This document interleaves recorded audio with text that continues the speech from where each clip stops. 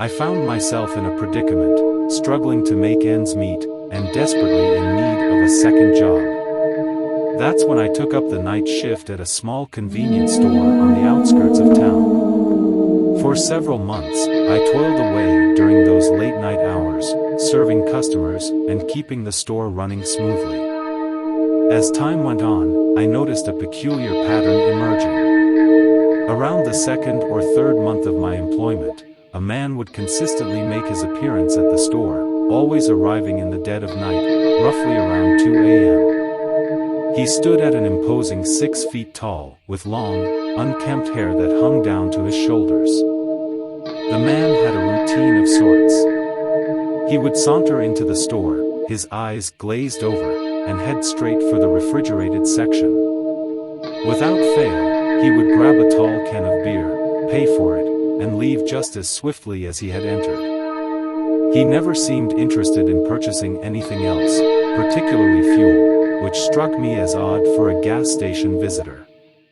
Curiosity began to gnaw at me, and one night, as he approached the counter with his usual tall boy in hand, I decided to engage in conversation. He asked me my name, and in response, I revealed it to him. The man, however, seemed unfazed by my answer. Instead, a mischievous grin stretched across his face as he repeated my name, saying, "Rob, I like that," before erupting into laughter, as if he found some hidden amusement in the simplicity of it. Determined to uncover the mystery behind his late-night visits, I watched intently as he cracked open his newly acquired tall boy and staggered out of the store. He mumbled to himself incoherently, a clear indication that he had indulged in more than just a few drinks. It was then that I became convinced he might have been drinking and driving every single time he frequented the store. Intrigued and concerned for the safety of others on the road, I decided to follow him discreetly, ensuring he remained oblivious to my presence. As he stumbled away from the gas station, I kept a safe distance, keeping my eyes fixed on his every move. To my relief, he veered away from the gas station property and walked into the darkness, his unsteady gait becoming more evident. It became apparent that he had never intended to purchase gas during his visits. The man's sole focus was consistently acquiring alcohol. Though relieved that he posed no immediate danger on the road, a heavy sense of sadness washed over me. It was evident that this man was struggling with a dependency, his nights consumed by alcohol-fueled visits to the store. I couldn't help but wonder about the circumstances that led him down this path, as well as the toll it took on his life. While my initial intention was to uncover a potential threat to public safety, what I discovered was a glimpse into the struggles of another human being. From that night on, whenever the man appeared at the store, I greeted him warmly, engaging in small talk and providing a listening ear, should he choose to share his thoughts. Although I couldn't change his situation, I hoped that a kind word or a sympathetic ear might provide a semblance of solace during his late-night visits. In those quiet moments, as I handed him his tall boy and exchanged a few words, I realized that compassion and understanding can sometimes be the greatest gift we can offer to someone in need. As the nights grew darker and colder, an unsettling air began to permeate the gas station during the man's visits. What once seemed like a simple act of alcohol consumption now took on a much more sinister tone. It started with subtle hints, a chill running down my spine as he entered the store, an unexplainable sense of unease settling upon the aisles. One fateful night, as the clock struck 2 a.m., the man stumbled through the doors with his customary unkempt appearance. However, something about him seemed different this time. His eyes, once glazed over, now gleamed with an otherworldly intensity. His laughter, which had once carried a hint of amusement, had transformed into an eerie, guttural sound that sent shivers down my spine. Unable to tear my gaze away, I watched in horror as he approached the counter, his movements disjointed and unnatural. The flickering fluorescent lights above seemed to cast an eerie glow upon his face, revealing features that were no longer human. His eyes glowed with an unholy light, and his once stringy hair now writhed and twisted as if infused with a malevolent energy. Fear gripped me as he uttered my name with a voice that seemed to reverberate from the depths of the underworld. "Rob," he hissed, each syllable laced with a maleficent intent. His laughter echoed through the empty store, causing the shelves to tremble and items to fall to the floor. I tried to muster the courage to speak, but my voice caught in my throat, paralyzed by the unrelenting terror that engulfed the atmosphere. The man's twisted smile widened, revealing rows of jagged, inhuman teeth.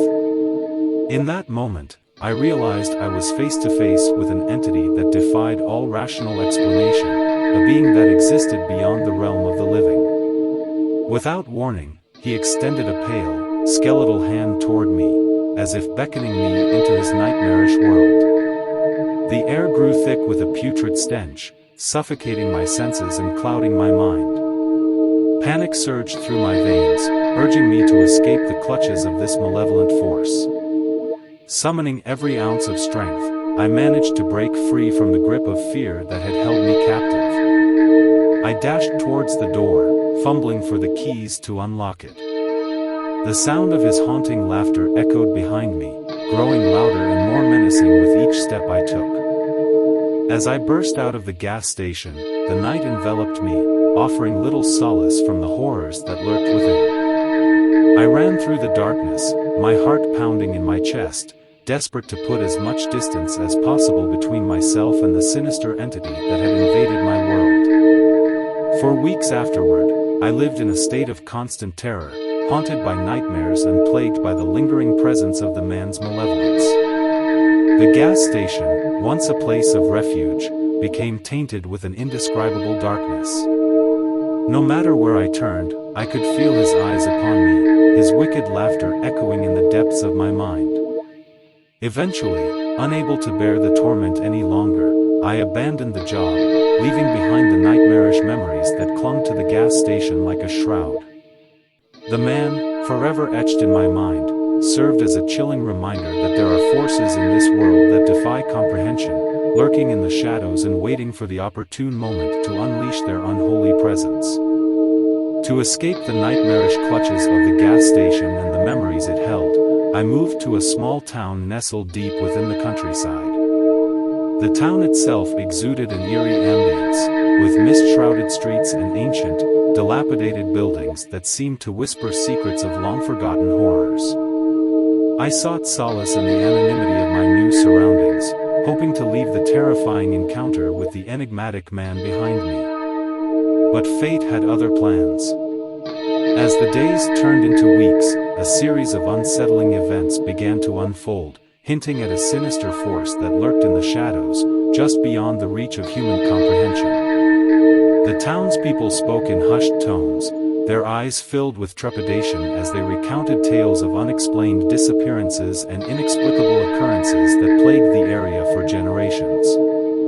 Legends whispered of an ancient curse, a malevolent entity that preyed upon the unsuspecting souls who dared to set foot in the town after nightfall. Whispers turned into warnings, and warnings evolved into chilling accounts of encounters with the supernatural. They spoke of a figure, tall and gaunt, with piercing, glowing eyes that could strip away one's sanity with a single glance.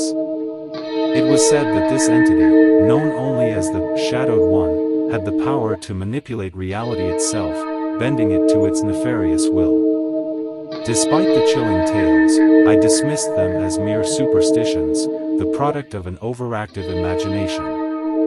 However, the events that followed soon shattered my skepticism, plunging me into a labyrinth of horror from which there seemed to be no escape. One moonlit night, as the town slept beneath an oppressive silence, I found myself drawn to the abandoned gas station that had tormented my memories.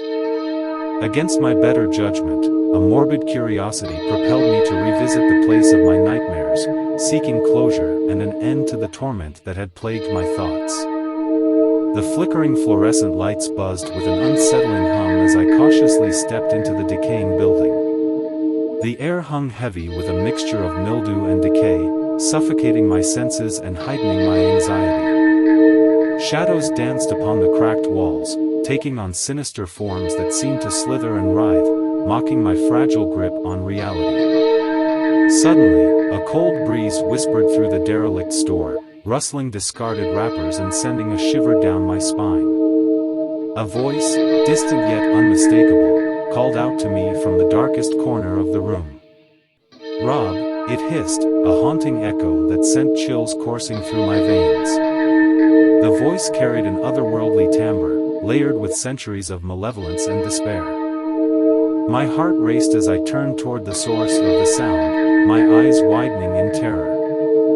There, emerging from the inky blackness, stood the figure of the man I had encountered at the gas station, a distorted, grotesque version of his former self. His skin was pale and stretched tightly across his emaciated frame, his eyes ablaze with an unholy light that threatened to consume me whole. Paralyzed by fear, I watched as the shadowed one drew closer, his movements fluid and unnatural, as if he defied the laws of physics. The air grew dense with a suffocating darkness, suffusing the room with an otherworldly presence that clawed at my sanity. With each step the creature took, reality warped and twisted, distorting the very fabric of my surroundings. The walls pulsated with a sickening rhythm, and the ground beneath my feet seemed to shift and writhe like a living entity. Desperate to escape, I stumbled backward, my mind teetering on the precipice of madness. As I reached the threshold of the gas station, a blinding flash of light erupted, illuminating the entire area with an intensity that seared my retinas. When my vision cleared, the gas station had vanished, leaving behind an empty void of darkness. Breathing heavily, I realized that the town itself had transformed. It was now a desolate wasteland, devoid of life or any trace of civilization. The sinister force that had haunted my every step had consumed the town, trapping me within its nightmarish realm. Now, I wander through this forsaken landscape, a mere shadow of my former self, forever tormented by the echoes of the Shadowed One's whispers. In this realm of perpetual darkness, I am but a plaything of the malevolent entity, a prisoner in a world where nightmares become reality, and the line between the living and the dead is irrevocably blurred.